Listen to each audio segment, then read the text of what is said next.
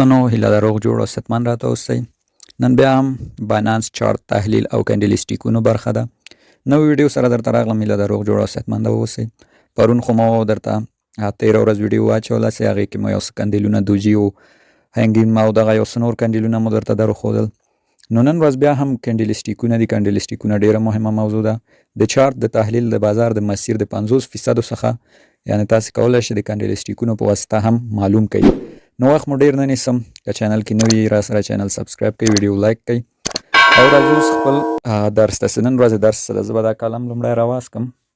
ښه نو نن ورځ یو بل کینډلسټیک تاسو ته ښیم چې دې ته همر ویل کېږي. همر یا چکش، ساده ژبه موږ ورته چکش وایو، انګلیش کې ورته همر ویل کېږي. همر یا چکش څه کار لري ملګرو؟ راځه ما دا درته ښیم، لږ بیا رامخکې کومه. دې ته ویل کېږي همر. همر سده دا ملګرو یو ډیر ځواکمن کینډل ده. دا کینډلونه چې دي د بازار د پورته کولو کې ډیر رول لري. دا کینډلونه چې دي اوپن نقطه او کلوز نقطه بیا فرق کې دوجي په شکل نه دي. او همر هغه کینډل ده چې دا د یو نزولي روند په منځ کې راځي او بازار سودي کوي. مثلا روند داسې ټیټ ټیټ را روان ده، بازار ټیټ راځي، دلته یو همر راځي. همر سره راشي بازار تر ډیر امکانه سودي کوي. همر چکش د بازار د سودي کولو مسؤلیت لري. خو باید موږ لومړی خپل اول همر وپېژنو. هر ډول کینډل ته همر نشو ویلی. د همر پېژندلو قابلیت ګورئ ملګرو. همر لومړی باید په دې شکل دی، نه سم دم لکه یو چکش شکل لري. او که چیرته په دغسې شین رنګ کې نو بیخي ښه ده. شین رنګ کې چې بیا ډیر ځواکمن ده، او که سور رنګ کې نو د هغه بیا ځواک ډیر کم ده، او شین رنګ والا بیا ډیر قوي ده. او یو خبره بله چې دغلته پورته وړه غوندې داسې شادو ونه لري، دا ډېر ښه ده.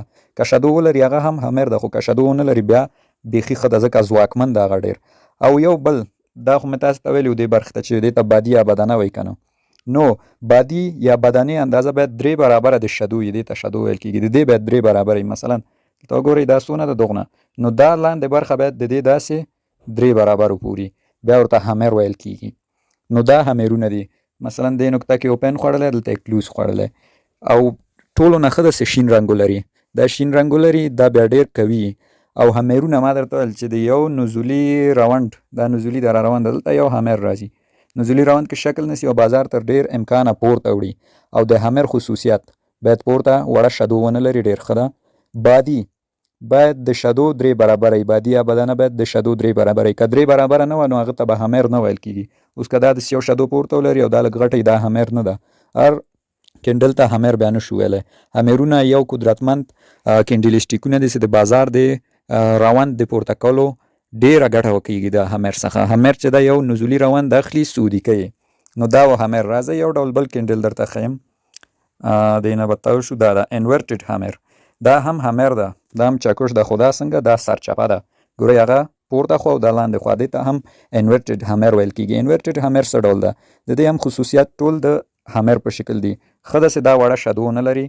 بادي یا بدنه د شدو 3 برابره وي. او په یو نزولي روند کې منځته راغلی. مثلا دا ګورئ بازار داسې نزولي را روان ده که نه، دلته انورټډ همر ده. انورټډ همر چې په داسې ځای کې راسي تر ډېر امکانه بازار پورته خواته وړي. نو دا انورټډ همر ده. باید شین رنګ ولري، ډېر ښه ده، قدرتمند او ډېر ځواکمن وي. بیا که شین رنګ ولري. که سور رنګ ولري بیا ځواک ډېر کم، ډېر کم کولی شي بازار سودي کړي. خو که شین رنګ ولري ډېر بازار سودي کولی شي. نو لومړی باید وړه شدو ونه لري. بادي یا بدنه باید د دې شدو 3 برابره وي. او په یو نزولي روند کې خپل ځای نیولی. دې ته انورټډ همر وایي. مثلا یو روند همداسې را روان نزولي راځي، دلته یو انورټډ همر راځي. انورټډ همر تر ډېر امکانه بازار پورته وړي. نو دا د انورټډ همر کار و. همر څه کو؟ هغه هم بازار سودي کو، او انورټډ همر هم بازار سودي کوي. نو دواړه دا کار کوي. خصوصیات یې څه دي؟ پورته وړه شدو نه لري. بادي یا بدنه یې د شدو 3 برابره وي. او ټولو نه ښه ده چې شین رنګ ولري. نو دا بیا ډېر ځواکمن راځي. نو اوس راځئ زه ځم باینانس ته. باینانس ته راغلم ملګرو. راځم د بیټکوین په چارت کې تاسو ته همر او انورټډ همر پیدا کوم. راځم زه به تاسو ته دلته یو څو نمونې د همر او انورټډ همر درته پیدا کړم. راځم مثلا دا وګورئ ملګرو. دا یو همر ده. وګورئ دې ته همر ده. پاس وړه شدو لري، خو ما ویل کوي نه لري. ښه ده. او کوي لري هغه هم همر ده، مشکل نه لري. ګورئ څنګه ده بادي. ګورئ بادي یا بدنه د شدو 3 برابرو سره تقریبا برابره ده.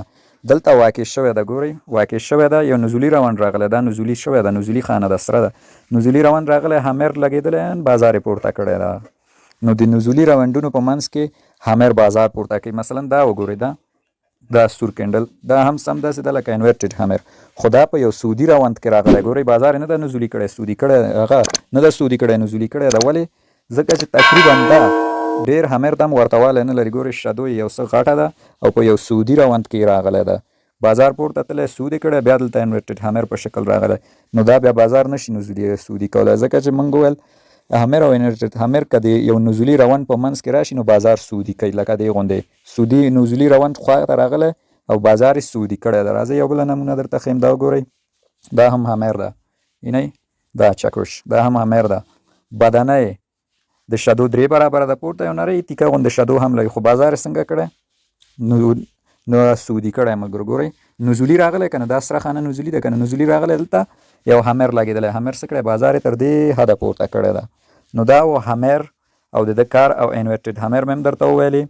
نو دا د ده کار و. لکه دا ګورئ دا هم یو همر دی، نه بازار داسې نزولي راغلی، دلته همر لګېدلی، تر دې سره یې پورته کړی. نو دا همر او انورټډ همر برخه وه. سبا به هم کینډلسټیکونه مهمه برخه ده. ویډیو لایک شیر در څخه له یاده ونه وځي. په خدای مو سپارم، د خدای په امان.